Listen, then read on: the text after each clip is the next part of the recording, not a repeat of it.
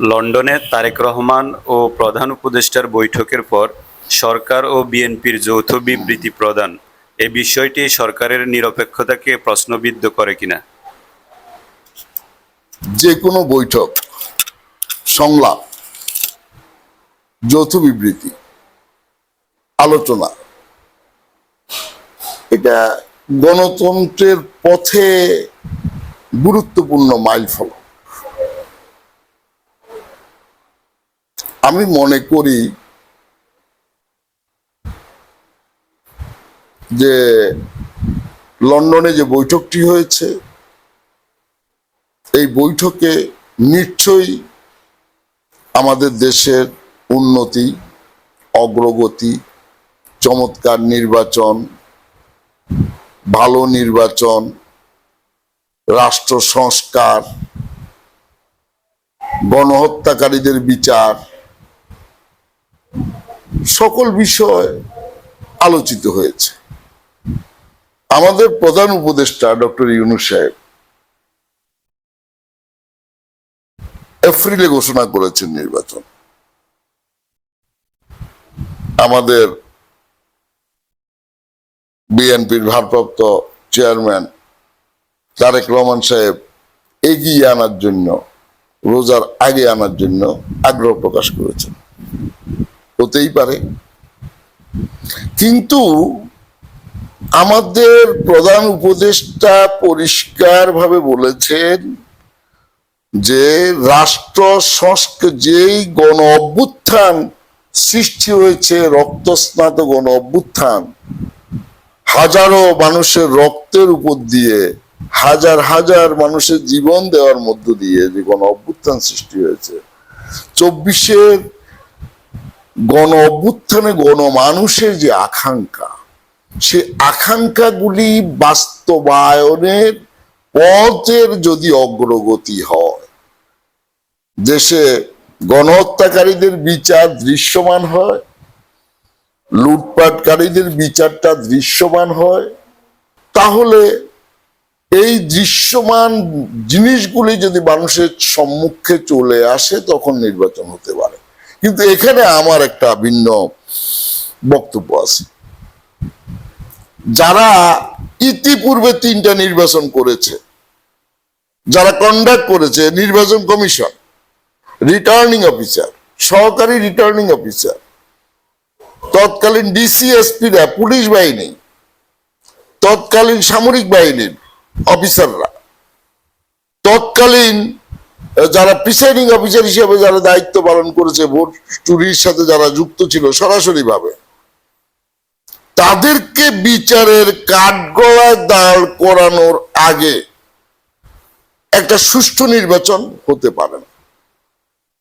এবং যারা এই বিগত নির্বাচনগুলি কন্ডাক্ট করেছে, দায়িত্বশীল ছিল, দায়িত্ব পালন করেছে, তাদেরকে কোনোভাবেই আগামী নির্বাচনে তাদেরকে যুক্ত করা যাবে না। তাদেরকে বিচারের কাঠগড়ায় নিতে হবে। এবং যারা আইন, নিয়ম, বিধি অনুযায়ী নির্বাচন কমিশনের সমস্ত ক্রাইটেরিয়া মেনে যাদেরকে দিয়ে নির্বাচন করানো যাবে, সেই মানুষগুলিকে প্রশিক্ষিত করে ট্রেনিং দিয়ে এবং তাদের সামনে দৃশ্যমান পূর্বতন অপরাধের বিচারটা তাদের সামনে দৃশ্যমান করে তারপরে নির্বাচন অনুষ্ঠান হওয়া উচিত।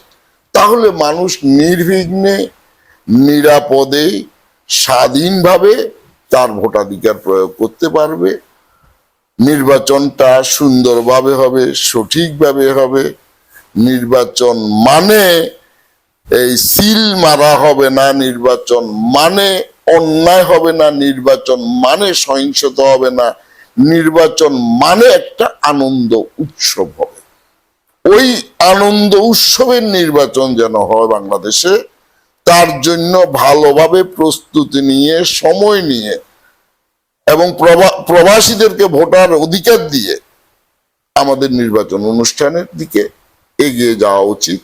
আমি সকল সংলাপকে, সকল বৈঠককে, সকল আলোচনাকে, সকল বিবৃতিকে আমি পজিটিভলি নিই, আমি মনে করি এটা গণতন্ত্রের পথে উত্তরণের আরেকটা ধাপ। আমাদের জাতীয় ঐক্যমত কমিশন তারা কাজ করতেছে, আমি মনে করি সেটাও আরেকটা ধাপ। রাষ্ট্র সংস্কারের ক্ষেত্রে তারা কার্যক্রম চালিয়ে যাচ্ছে। অনতি বিলম্বে জুলাই সনদটা ঘোষণা হোক, বিচারগুলি শুরু হয়ে যাক, রাষ্ট্রের সংস্কারটা হয়ে যাক। এবং আমি আরেকটা বিষয় আপনাকে বলে রাখতেছি, এবং আমি মনে করি যে যে বিষয়ে ঐক্যমত সৃষ্টি হবে সেই বিষয়গুলি অধ্যাদেশ আকারে এবং সংস্কার সবার নির্বাচন এবং জাতীয় সংসদ নির্বাচন একসাথে হওয়া উচিত বলে আমি মনে করি। ওই নির্বাচন পরবর্তীতে সংস্কার সবার দায়িত্ব থাকবে ঐক্যমতের ভিত্তিতে, যে রাষ্ট্রের কাঠামোগুলি যেই ভাবে সংস্কারের জন্য সকলে একমত হয়েছে সেই প্রস্তাবনা প্রথমত পাশ করা, সংস্কার সভার সদস্যরা এটা পাশ করার পরে তারা পার্লামেন্ট মেম্বার হিসেবে তাদের দায়িত্ব পালন করা শুরু করবে।